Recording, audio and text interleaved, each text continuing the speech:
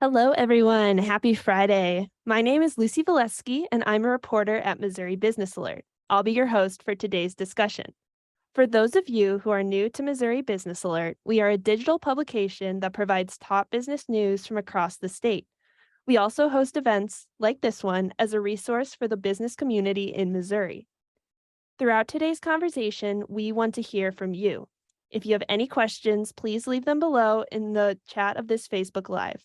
We'll be watching the chat and we'll have time to get those questions answered. In today's conversation, we'll be taking a look at how businesses can develop sustainable practices. I am joined by Jean Ponzi.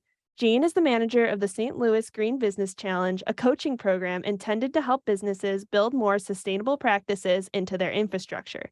Jean also works as the Green Resources Manager for the Earthways office at the Missouri Botanical Garden in St. Louis. Jean, thank you so much for taking the time to talk with me today. My pleasure, Lucy. Let's start with the definition. What does sustainability even mean? Well, in a business context, there's a very sort of meme definition, and that is the triple bottom line. And, we all know what the conventional bottom line is. It's profit and loss. It's looking at things from sort of a 2-point decision-making matrix. The triple bottom line evaluates people, planet, and profit. So human, natural, and capital resources. And because that's a 3-point decision-making matrix, you can emphasize any one of those 3 points more than the others, in the same way that if it was a 3-legged stool, if it was an isosceles triangle or an acute triangle, you just put yourself on the wide end and that stool would still hold you up. So the additional dimension and the mechanisms and the imperatives to evaluate and plan for and work with environmental considerations, to really take into account your people power, which is what you're going to have most of your investment in light of your bottom line, in light of the economic viability and vitality of your business. That's a really, really fundamental way of looking at sustainability in business. And then in terms of topical sustainability, energy efficiency is a big one. Energy always gets a foot in the door for green advocates like me, because you can save money when you save energy. Recycling, on the other hand, is what most human beings, in my experience, think of when we think of doing something green. And it's a very important process, because anywhere you have waste, you have an opportunity for savings. However, when you're talking about recycling, cardboard, metals, paper, glass, construction waste, organic material in agriculture, there's always going to be a cost to that. So it doesn't necessarily save you money, but when you look at your outputs and your inputs and your throughputs as a whole system, instead of just thinking of it in a linear way, that's where sustainability starts to kick in, and it can inform policy and practice. And it is making green work. Yeah, absolutely. That definitely makes sense. So why should businesses consider being more sustainable? Well, for one thing, and you mentioned I manage the St. Louis Green Business Challenge here in St. Louis. We're getting ready to wrap up our 14th year of service. This is my teenage green program. And every time I work with a new business, I always ask them, why are you doing this green stuff? What are you interested in? And there's 2 consistent responses. One is customer expectation. And that's usually B2B, business to business customer expectation, unless you really are a public facing business. The other big driver is young talent expects it.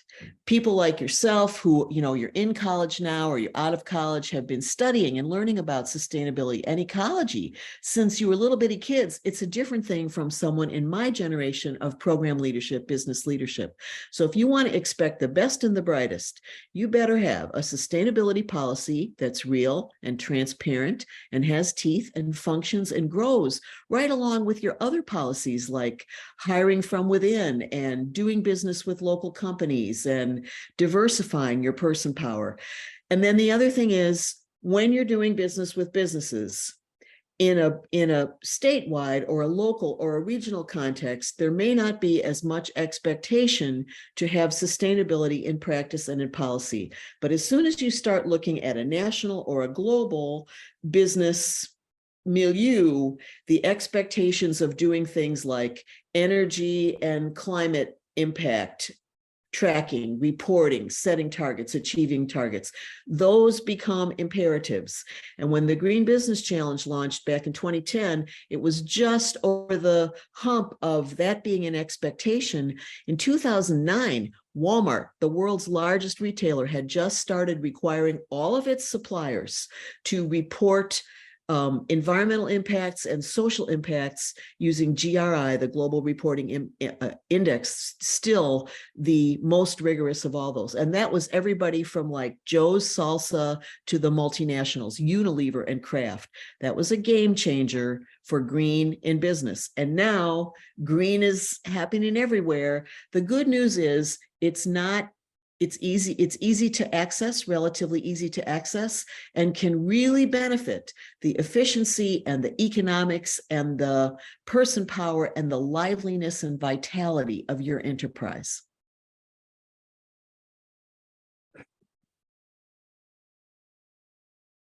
So sorry. There we go. What are some of the main challenges you see small businesses running into when they are trying to be more sustainable? So for a small business, Lucy, it's really a question of scale. In the Green Business Challenge, I work primarily with large businesses. And of course, we're in St. Louis, which is a major metropolitan area.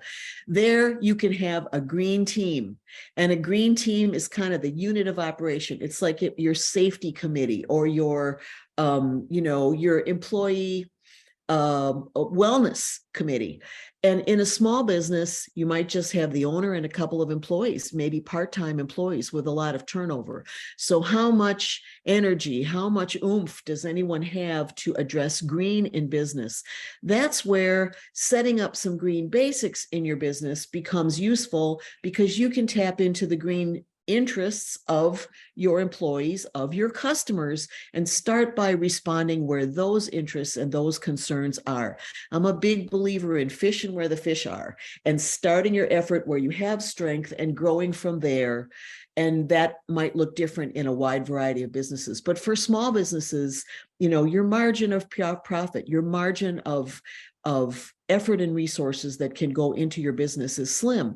So look at the places where green makes the most sense for you. Energy efficiency in building operations, even if you're a home-based business, take advantage of utility incentives that can help you change out lighting to be more efficient, or upgrade an HVAC system to be more efficient. Look at where the biggest return on investment is going to come from and start there. Yeah, absolutely. That makes sense. So, what are the first steps you recommend small businesses taking to address sustainability in their business? Well, for a small business or a large business, Lucy, it's really pretty much the same. Do an evaluation of where you are. On the Green Business Challenge, we use a scorecard. It has been an Excel spreadsheet for many years. Right now, we're trialing an online platform that comes out of the California Green Business Network. And when you put sort of a list of all the green you could, you should, on a list in categories, you can go down the list and say, oh, we're doing this and this and this. We'd like to stretch to do this and this. We want to do this, but it's too much, and that's all off the table. So in the same way that if you were going to change your diet to be healthier, you would evaluate what are you doing now, and then look at the places where your energy and your input are going to have the most leverage to make green work for you. It's also really helpful and really valuable to read up on what some of these green business basics are: energy efficiency, recycling and waste minimization, transportation. Are you on a transit line? How do your employees get to work? If you do travel for your business, what kind of inputs are going into that? Water conservation, huge, especially with so much of Missouri in drought. And then engagement. How are you communicating about what you're doing to your customers that's green? And it's really better to err on the side of conservative there. Say what you know, say what is true. Don't put in anything that you're not sure about, because there are enough people out there of multi-generations that can spot greenwashing, and that can really hurt your image. So start with what you know, start with what is true, and grow from there. Yeah, absolutely. That was going to be my follow-up question, that you mentioned that employees and customers are really interested in sustainable initiatives. So how do you think businesses can market those practices to their potential customers or employees? Well, it depends on what you're doing. If you are in a business sector that has a system and expectations of serious sustainability reporting, you might be a microbrewery or a distillery, or you might be in the electric power business, or you might be in the hospitality industry. There are some guidelines in those specific business sectors for what makes green work in those sectors. And it's a good idea to do a little Google search and see what kind of guidelines are there for your kind of business. And that can include retail, that can include service kinds of businesses. And then when you're communicating about what you're doing in the sustainability space, if you're just taking the first steps, say that. If you've established some guidelines and some benchmarks and some goals, say what they are and say where you're going to achieve them. It's very much the same as if you were giving a business plan to investors or to your bank. You want to be realistic, you want to be strategic, you want to have a mechanism in place to measure, because you can't manage what you don't measure. And then you want to report your progress in a way that is transparent and true. And even if you're just taking the first steps, that's okay. Yeah, that definitely makes sense. Going back to some of the practices that businesses can do, you mentioned managing waste. So, could you tell us a little bit about what some of the biggest sources of waste are that you see in small businesses? Well, I mean, the conventional streams that we have in our home and our community recycling are a good place to start. Cardboard and paper. Can you reduce use of those? In many businesses, electronic billing, electronic communication has taken the place of paper-based communications. That saves on costs. It makes you work with more platforms and more systems. And of course, the electricity to support that electronic reporting. But paper and cardboard, those are things that can be commonly recycled, I hope, in most places in Missouri. More metals also, if you are in any kind of a mechanical business or manufacturing business. I'll say a little bit more about that, about a great resource coming up in Missouri in just a moment. But the tougher things are, the harder to manage, the harder to recycle items. It doesn't make sense in a business to expect your employees or your customers to be trying to recycle every little bit of plastic flotsam that comes in. Our systems are not geared to accept that. So the businesses that I'm working with when it comes to recycling, I say stick with the basics: paper, cardboard, bottles, cans. And if there are other things that are coming into your business, shrink wrap, for example. Even a small business can recycle the plastic that comes in any kind of shrink wrap, the heavy duty stuff that might come around a case of beverage bottles or cans, to anything that comes around a pallet. You can take all of those plastic films, that's the technical term for them. It's sheets of plastic that get made into bags or poofed up into bubble wrap or poofy pillows. You can make a bag of bags of that stuff and take it back to any retail outlet in your community and put it in the bag recycling. Then you're not paying to send that stuff to the landfill, and the material will be recovered and made into a useful new product, which happens to be composite lumber. The thing that and then energy efficiency. Look at your lighting. Are you using as energy efficient light bulbs as possible? Do you have automatic controls? Does it make sense to put in anything like that? Many people have smart thermostats, smart lighting controls can be a part of that too. So when you're not using energy, you're not paying for the energy that is being wasted. Those are two really, really good things to look at. And then for sure, water. If there are leaks in your water system, if you are running a sprinkler system at in the middle of the day or whatever, look at your water consumption and see how you can save on water in a way that makes sense for you. And I want to mention before we get too far, Lucy, Southwest Missouri State University is rolling out a program for manufacturers specifically, and that will include breweries, wineries, distilleries, in dealing with pollution prevention. So pollution prevention is all upstream from recycling. That means not using the stuff in the first place. Energy efficiency, water efficiency, that's pollution prevention. reducing waste in the first place by evaluating the kinds of materials and the products and the packaging that you take in and seeing if you can eliminate those, prevent those upstream. Recycling is downstream from all of that. So if you are in the manufacturing sector in any way, shape, or form, food manufacturing, metals, fabrication, any kind of manufacturing interest, including breweries and wineries and distilleries in Missouri, check with Southwest Missouri State's pollution prevention program. They're getting ready to roll out a business screening program aimed toward being available around the state of Missouri. And that's being supported by the Missouri Association of Manufacturers. Yeah, that's a really interesting program. I hadn't heard of that before. For anyone watching, if you have any questions for Jean, please feel free to leave those in the chat and we'll get to those in a few minutes. But my next question, you kind of touched on this earlier, but what are ways that companies or small businesses can measure their success when it comes to sustainable initiatives? Well, I'm going to focus on energy again, Lucy, because that is one area of effort that really pays back. So Energy Star Portfolio Manager is a tool that is available across the US. We've all heard of the Energy Star logo. You see that on light bulbs, you see it on ceiling fans, you see it on, you can even get Energy Star certification for a whole building. That comes from the US EPA. It's our federal tax dollars at work. It's national standards for energy efficiency. And using that national standard as a baseline, any business can benchmark your energy usage. You need a year's worth of utility data, and you enter that data into Energy Star Portfolio Manager, which is an online platform. It's very, very user-friendly. And then you set up a system where when you pay your bills each month, you enter that utility data into Portfolio Manager each month.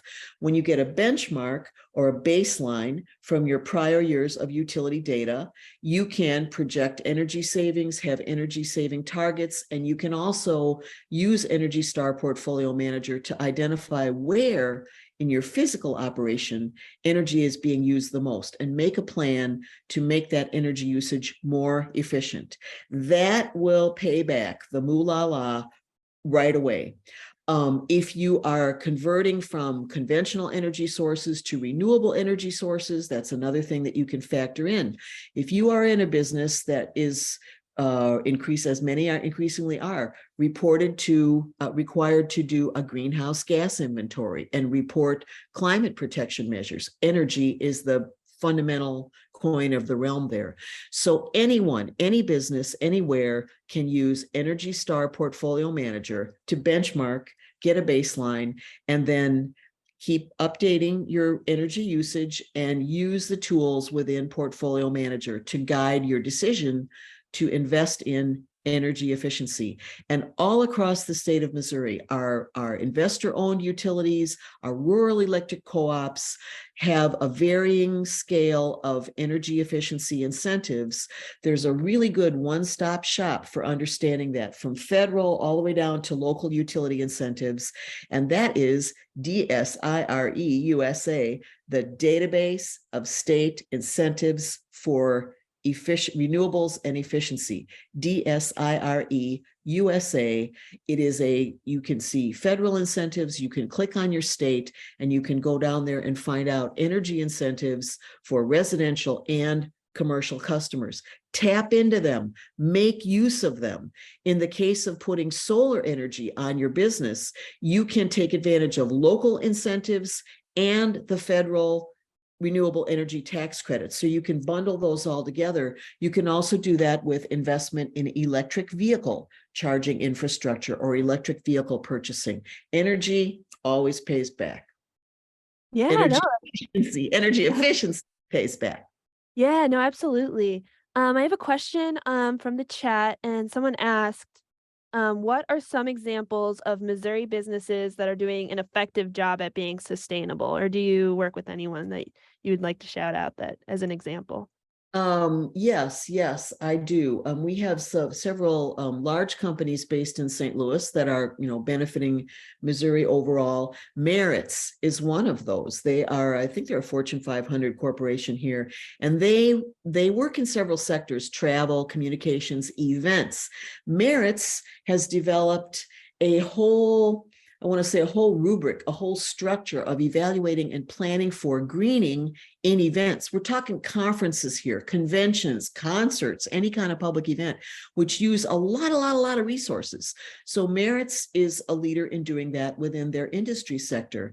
In the landscaping sector, I work for the Missouri Botanical Gardens. So even though I'm like, green girl in this context, the sustainability context, I work a lot with and have a lot of interest in landscaping as a benefit in what's called the green industry, the landscaping industry. The leading edge of that is not just boxwoods and petunias and mowing and irrigation, although that's still part of the spectrum, but converting our landscapes from conventional pesticide, herbicide, water, and labor sucking landscapes to ecological landscapes with native plants that take less maintenance and a different kind of maintenance, less water, almost no chemical inputs, and biodiversify that actual land that those landscapes are on.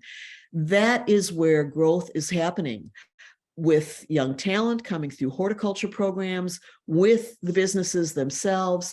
I'll be on a panel in November for MOGIA, the Missouri Green Industry Association, talking about how green thinking is good for the green industry in the landscape industry. And we have, in my opinion, the best native plant program in the state of Missouri. Grow native. It's got an exclamation point. It tells you to do it. It doesn't dink around. That is supporting the growers and the producers of native plants, that is supporting the landscapers, the planners, the designers, the maintenance. Another good example of this is how businesses are using their property to clean and manage stormwater. In the bigger cities especially, that's a very big issue. But in rural Missouri, where drought conditions are more intense than they are on our side of the state, the free water that falls, rain, is very, very, very precious. And we have developed systems of irrigation and conveying stormwater away in concrete ditches that really doesn't address what water can do and what plants can do to manage water. So what we call rainscaping strategies to manage water, capture it and hold it where it falls, let it recharge groundwater. That's another big area of a nexus of property ownership and businesses and management of a very, very precious resource, which is water. And when I talk about bioswales and rain gardens and things like that to manage stormwater, I always say that doesn't put the concrete guys out of work. We still need infrastructure. We still need conventional infrastructure, but an idea like rainscaping leverages in the power of plants and the whole, again, the green industry, the landscape industry, to help businesses and municipalities and individual property owners control flooding when we have increasingly intense rain events, and manage water in a sustainable, affordable way that also happens to create lively, biodiverse habitat. Win, win, win. Thank you, plants. Yeah, no, that sounds really interesting. So those are a couple of examples. Another thing that I want to give a shout out to, Lucy, is in the restaurant and the hospitality sector. We have a program in St. Louis called the St. Louis Green Dining Alliance, GDA. It comes out of our nonprofit Earth Day 365, which also puts on our Earth Day Festival every spring. And this is a program that restaurants and food trucks and catering companies can opt into. There is an evaluation that you go through that gives you points for sustainable practices, and then you can be a 1, 2, 3, 4, or 5-star GDA certified restaurant and say to your customers, we are doing the greenest that we can, as well as bringing you the best service and the best food and the most interesting cuisine. That's in the St. Louis area at this point in time, but It's a possibility that that program might look to locate in other parts of the state of Missouri. I know that there are conversations going on about that to provide guidance and promotion to businesses in that sector, restaurants, for doing the green thing. And there's two prerequisites. One is you incorporate recycling. Two is no more styrofoam. Okay, that hopefully that people can start tapping into that in St. Louis, and hopefully it expands to Well, other yeah, communities. we'd like to roll some of this knowledge and some of these systems out and make them available in other parts of the state. But then it's not a one-to-one transplant. You know, you always have to adapt and adopt when you're moving something from one place to another. One of the things about green is you can put all the green you should on a list in categories like we have on our Green Business Challenge scorecard. But every business uses that a little bit differently based on your unique business goals and your unique business culture. So the list can serve everybody's evaluation and planning need, but the uniqueness of adoption in the same way that, you know, uniqueness of cuisine, uniqueness of culture as you go to different places around Missouri gives that system its vitality and its diversity and its liveliness. That's important. Yeah, no, absolutely. Let's end with one last question. What is your number one piece of advice for small businesses that want to start thinking more sustainably? Frankly, Lucy, it starts simple.